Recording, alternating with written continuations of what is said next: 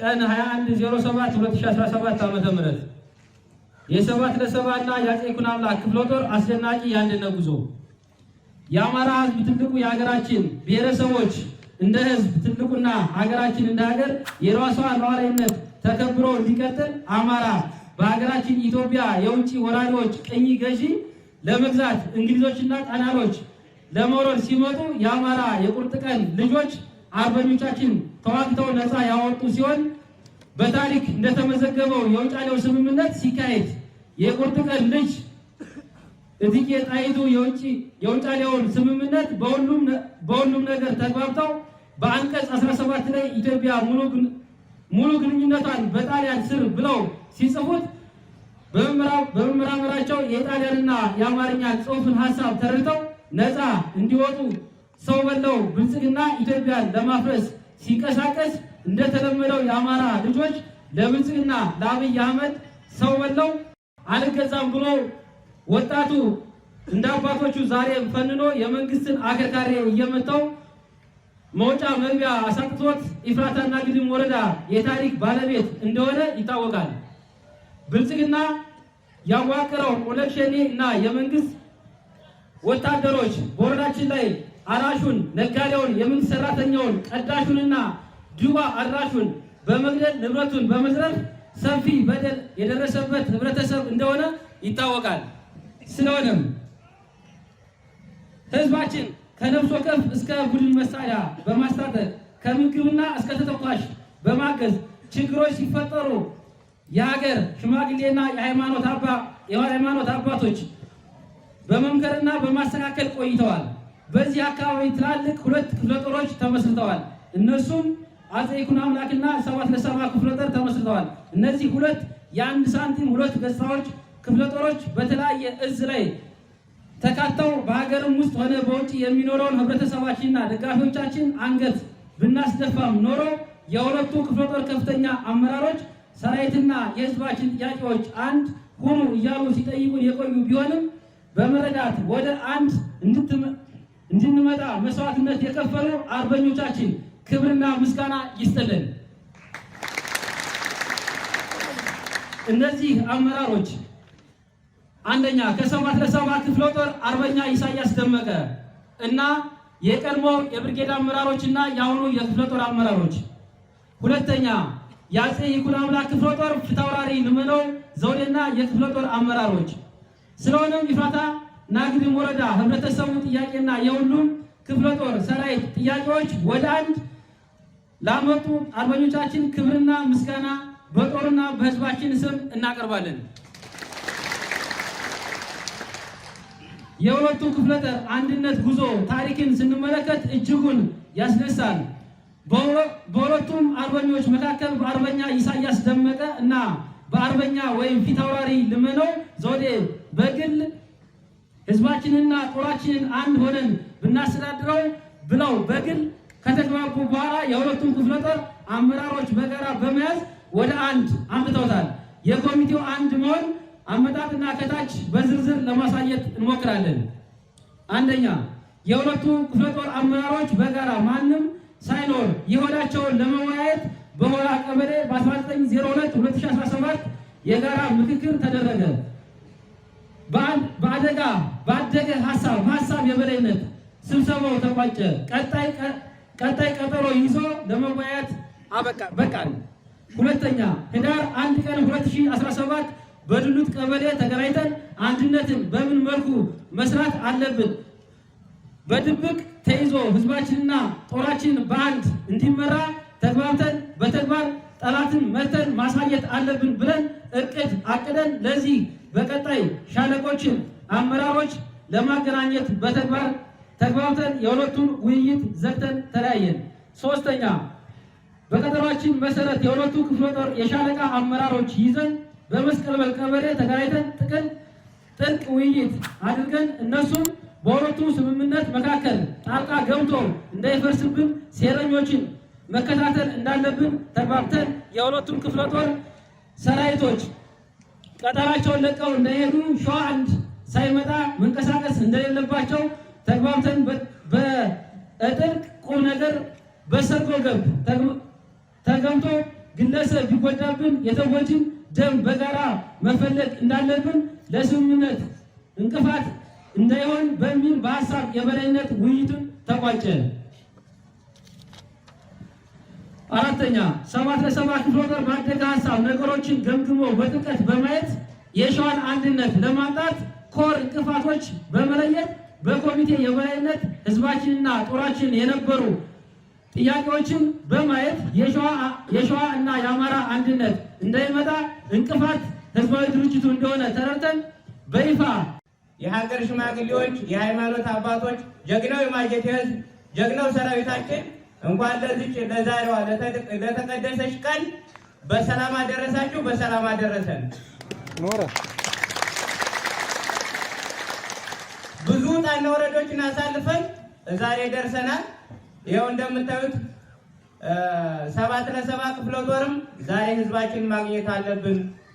አፄ ይኩኖ አምላክ ክፍለ ጦርም ዛሬ ህዝባችንን ማግኘት አለብን። ህዝባችንን ማስደሰት አለብን። ህዝባችንን ይቅርታ ማለት አለብን። በማወቅም ይሁን ባለማወቅ ያጠፋነውን ህዝባችንን ይቅርታ ብለን አንድነታችንን ከአሁን በኋላ ምንም የሚለያየን እንደሌለ ጎን በጎን አንድ ጋር ሆነን ክንዳችንን በአንድ አድርገን መስራት እንዳለብን ዛሬ ለህዝባችን ይፋ እናደርጋለን።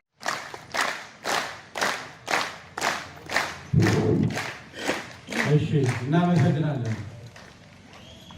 የሃይማኖት አባቶች፣ የሀገር ሽማግሌዎች፣ የማጀቴ አካባቢ ማህበረሰብ እንዲሁም ይኩኖ አምላክ ክፍለ ጦር ሰራዊትና 7 ለ7 ክፍለ ጦር ሰራዊታችን እንኳን ለዚች ለተቀደሰች ቀን አደረሳችሁ አደረሰን።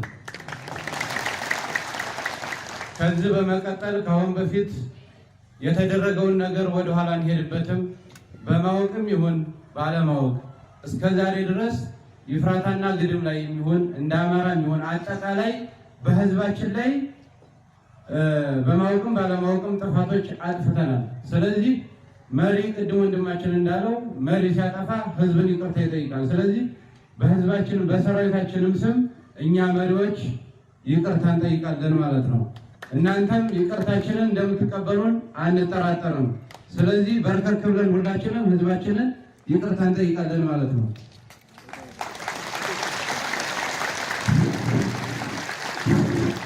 አዎ ልጆቻችን የዚህ ትግል መሪዎች እንግዲህ በማወቅም ይሁን ባለማወቅ ህዝብን አስከፍተናል፣ አሳዝነናል ብለው ለይቅርታ ተንበርክከዋል። ህዝባችን ደግሞ መቼም መሀሪ ነው፣ ይቅር ባይ ነው። ይቅር ካላላችኋቸው አይነሱም ከተንበረከኩበት። ስለዚህ ይቅርታችሁን በጭብጨባ ወይም ደግሞ በሌታ ይነግራችሁ። ይቅር ካላላችኋቸው አይነሱም፣ ይቅር ካላላችኋቸው አይነሱም። ይቅርታ ከልብ ነው፣ ይቅርታ ከልብ ነው። እጃችሁን አውጡ፣ እጃችሁን አውጡ። አሳያቸው። ይቅር ብለናል በሏቸው። ከዚህ በኋላ አያጠፉም። ከዚህ በኋላ ሲሳሳቱ በእናንተ ይቆነጠጣሉ። ከዚህ በኋላ ከእናንተ ምክር አይወጡም። ከዚህ በኋላ እየመሩት ያለው የህዝብ ትግል ነውና ከዚህ አንዲት መስመር አይወጡም። ይቅርታችሁ ከልብ ይሁን። እነሱም ይቅር እንዳላችኋቸው ከነገራችኋቸው ከተመረከኩበት ይነሳል። ይቅር ካለ ይቅር ብላችኋል።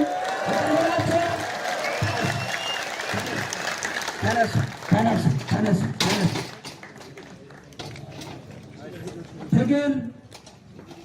ትግል ብዙ ነገር ያሳያል። ቁጭ በሉ። ጀግና ሰራዊት መካከል ሆኜ ይህ ዕድል ስለተሰጠኝ ክብር ምስጋና ለእግዚአብሔር ነው በመጀመሪያ ማቅረብ የምፈልገው።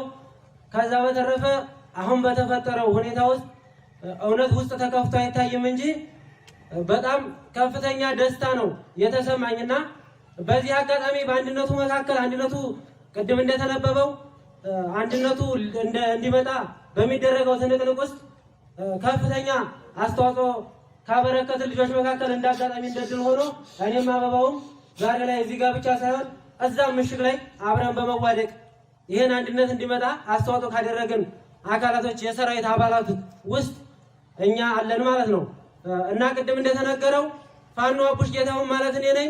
በዚህ አንድነት ውስጥ ከእኔ የስራ አቻ ጋር በወቅቱ በነበረኝ የስራ ደረጃ ዘመቻ መሪ ነበርኩ። የ4ኛ ሻለቃ በአፄ ይኩኖ አምላክ በኩል ማለት ነው። እና በምሽግ በሚሰበርበት ሁኔታ ውስጥ በእኔ የስራቻ የነበረው የእነሱ የስበር ሻለቃ ዘመቻ የነበረው ፋኖ ጠቅለው ሲያምረኝ መስዋዕትነት ሲከፍል እንዲሁም ህይወቱን ያላንዳች ርኅራኄ ነው ህይወቱን ያላንዳች ማወላወል ነው ህይወቱን ምሽግ ላይ የከፈለ ማለት ነው። ከዛ በመቀጠል እኔም በዛው ከሱ ጎን በነበርኩበት ወቅት ሰራዊቱን እየመራን እኔም የቀኝ አይንን ለሀገሬ ለአማራ ህዝብ አጥቻለሁ ማለት ነው። እና ምንድነው አሁን የተሰማኝ የእኔን የግል ሁኔታ ሳይሆን እኔ ከዚህም በላይ ለመክፈል ለመሞት የመጨረሻው ወሰኔ ሞት ነው።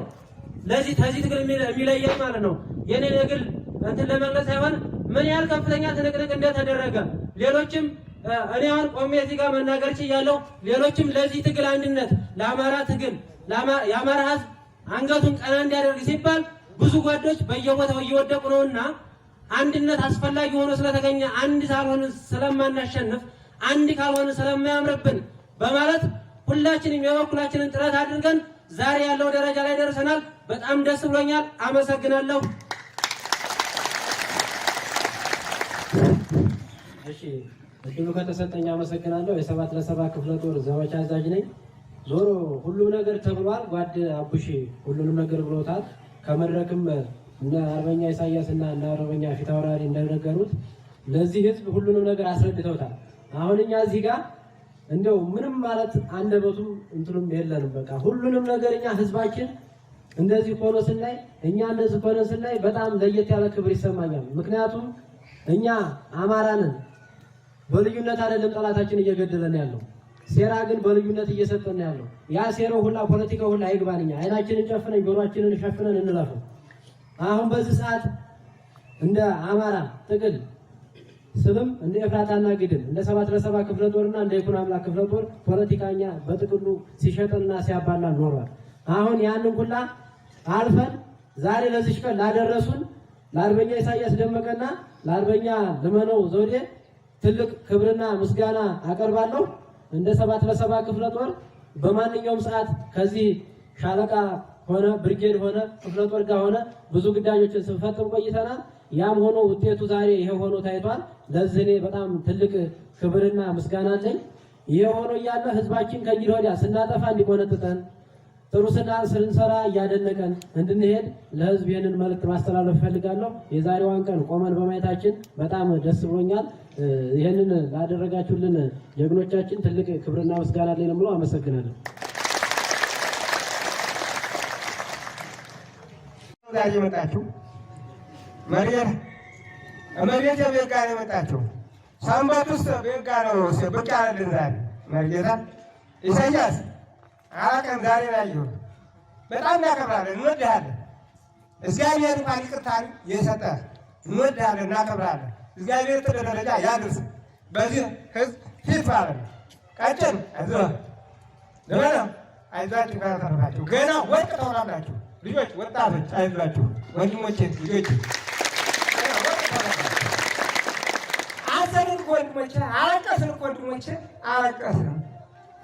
ተካራው በማጀምራችሁ ከሚው ጀምራችሁ ትዋጉ ከመከላከያ ጋር እኮ ንኝማችሁ ትዋጉ ነው። እናንተም ትዋጉ ነው የገባችሁ እርስ በርስ አስማማናችሁ። ወደ ኋላ ያፈገፉ ነው የሚወጡት ይገናኙ ይወጡናልና ተጨነቅንኛ ተጨነቅን እኮ ድንግል መየት የዛሬ ቤት ነው የመጣችሁና ይሄን በረከት የሰጠሽን ለምን ጊዜሽን ከጎናችሁ ቆመሽ በረከት ስጭልን። ሌላ ምን ብሎ ነገር የለም ወንድሞቼ። እናንተ ወለዳችሁ ስጣው እደውል ነበር እኔ ስልካችሁ በብዛት ሁላችሁ ስለማላክ እንደዋወላለን። መድኃኒዓለም ገብተው እንትናችሁ ኮረኩሮ ግፉን አጋፉ እንትኑ እኛ ነው እዚያው ነበር። ለምን በአብርሃም የሆነ ኃይል ወጣው፣ በዶራም መንገዱ ኃይል ወጣው፣ በከላኙ መንገዱ ኃይል ወጣው። ያን እየተከታተሉ ነበር ለሚሳሙት ደው ለመናገር ማለት ነው። ግዴላችሁ ፈጣሪ ከእናንተ ጋር ነው። መቤት ዛሬ ወደ ወርዳለኝ መጨረሻው ይመርልን ይመርልን። አሁንም እንደ ማጀት አይደል፣ እንደ ሸዋ አይደል፣ እንደ አማራ እንደ ምኒልክ ሀገር እንደነ በላይ ዘለቀ ሀገር አንድ ሆናችሁ አንድነት ዘመቻ ተፈጥሯል። ይህን ይዛችሁ አንድ ሆናችሁ እንድትታገሉ እኛም ከጎናችሁ ጸሎት እያደረግን እናንተ ብቻ ሂዱና ሙቱ አይደለም እኛም ተጎናችሁ ስንቁ አይዘን እንሞታለን ነው ሁልጊዜም ነው ነው በባንዲሩ አምላክ በሚልክ አምላክ ብለን ተናግረናል። አንድነታችሁ እንዲመጣ ኢሳይያስ እንወዳለን። እግዚአብሔር ይስጥልን። እንኳን ፈጣሪ ሰጣን ሰበረን ልጆች አመሰግናለሁ። አላበዛ ማላችሁ የዛሬዋ ቀን የመጀመሪያ ቀን ሆነች። የትግሉ የመጀመሪያ ቀን ሆነ እስከ ዛሬ ማለት ነው። የዛሬ ትግሉ ድካማችን ምንም አለመሰለኝም። እኔ እንግዲህ ወዲያ ላለው እኔ ራሴ ህይወቴ ቢጠፋ ደስተኛ የታውን በኋላ ይሄን አይቼ ማለት ነው። ማለት ያሁን ምንድር ወርዶ መሬት ነክቶ እንግዲህ ወዲያ እንደዚህ ባንነ ተቀጠለ እኔ ህይወቴ እንድፈታ እንግዲህ ወዲያ ምንም ደስተኛ ነኝ ለራሴ ማለት ነው። ይሄን ድል እስካሁን አግኝተን ነው ቢሆን የበደረሰ ይሄን ድል አላገኝ ብለን ነው ተፍረክረን የትም የቀረ ነው። በጣም አንገታችን አስደፍቶናል። ብዙ ጓደኛ ብዙ አብረን ነበርናቸው ብዙ ጓደኞቻችን ከዚህ ተሰውተውብናል። ስንት ጓደኛ ነበረ የተጉማ በጣም ሞራል የነበራቸው ግን ስንት መታገል የሚችሉ ስንት ማድረግ የሚችሉ ብዙ ጓደኞች ነበሩ። ነገር ግን ያለ መግባባት አንደኛ ወደ ጦሩ ስንሄድ ጦሩ የተፈረካከሰች ሆነ። አርፈን ቤታችን ስንቀመጥ ነገሩ ወዳችንን እና ቂላታችን እያደመው በቃ ስራ መስራታችንን ተስራም ተወግደናል። አሁን ቤታችን እንደገና አሁን እያለማን ነው። በፊት የነበረ ሞራላችን ለትጉ ስለነበረ ማለት ነው። ወደ ስራ መግባቱን ትተን እኔ ወደ ትጉ ሰር ማለት ቤተሰቤ ምንም አይናፍቀኝም። ተመልሼ ተመጣ ግን በጣም አዝናለሁ፣ ተክዛለሁ። ምክንያቱም ወደፊት እንገፋለን ስንል ዝም ብለን ያው እንደ ድንጋይ በቃ ኮረት እንኳን ወይ ድንጋይ እንኳን ያገለግላል። ምንም ትንም መንከባለን የሆነብን እዚሁ ማለት ነው። ሜዳ ለሜዳ ወደ ተግባር አልቀየርኩናል። ይሄ ስንት ዓመት ስንታገል እና የዛሬዋ ቀን የመጀመሪያ ቀን ነኝ። በጣም ደስ የሚል ቀን ነው። በዚህ ይቀጥል። የማጀት ሰው የማጀት ህብረተሰብ በማንኛውም ችግር የለበትም። በጦርም ሆነ በተለያየ ግብአትም ሆነ ወደ ኋላ የሚል ህዝብ አይደለም። በጣም አመሰግናለሁ። በዚሁ ቀጥሉበት። አመሰግናለሁ። ምንድነው ቀደም ሲል ፋኖ ብለን ያልነው ፋኖ ማለት አገር ወዳድ ያለው አገሩን የሚጠላ ሰው ታለ ሰዋችን አይደለም። እንዴት ነበር እነ ባህሩ ገብረየስ እግዚአብሔር ይመስገን እነ ታደሰ በረደድ ወርቀው ተሰብስበን ፋኖ ብለን ወጣቱን እንመልምል በማለት አገራችንን ለማስከበር ነው። አማራችን ነካ ማን ይፈልጋል? ስንት አረጋው ይመታ ነበር። አሁን እኮ እናንተ ወጣቶቹ ባትደራጁ እኔ እንኳን ደከም እያለ እኔም እያለገኝ ነው እንጂ አሁንም አለው በራሴ በኩል አብሬ ለመሞት ማለት ነው። ይህንን ቀጠናችንን አማራችን ነካ አማራን ለማጥፋት ነው ርብርቦሹ። ይህን ሁሉ ለማድረግ ሲደረግ አንድ አመራር ሰጪ መጥቶ የጠየቀን የለም። የሰሜን ሸዋ ሰበካ ጉባኤ ነው በውጊያው ማዕከል በጁንታው መሃል መጥቶ የጠየቁት። ሌላ ይመጣልን የለም ነበር። አሁን በመደራጀታችሁ ደስ ብሎና ከእናንተ ጋር ለመሞት እኔም ዝግጁ ነኝ። በኃይል እናመሰግናችኋለን። አመራር ሰጪ ስብከት መስማት የለበት። ተሽንት ወሬኛ አንድ ወሬኛ ይላል። የአንተ ሰማይ ወሬኛውን ታገኘ እንደኔ ያለ ተሆነ ውቅጥ ማድረግ አለበት፣ መምከር አለበት እና ማንኛቱም በኃይል እናመሰግናችኋለን። ለወደፊቱ ድላችን መቀጠል አለበት። ይሄ እኮ ማጀቴ እንደዚህ አንኖርም ነበር እስካሁን ድረስ። በመከበሩ ደስ ብሎኛል። አመሰግናለሁ። ግርማ ሞልቶ ዳምጤ ተማጀቴ እኔ ነኝ።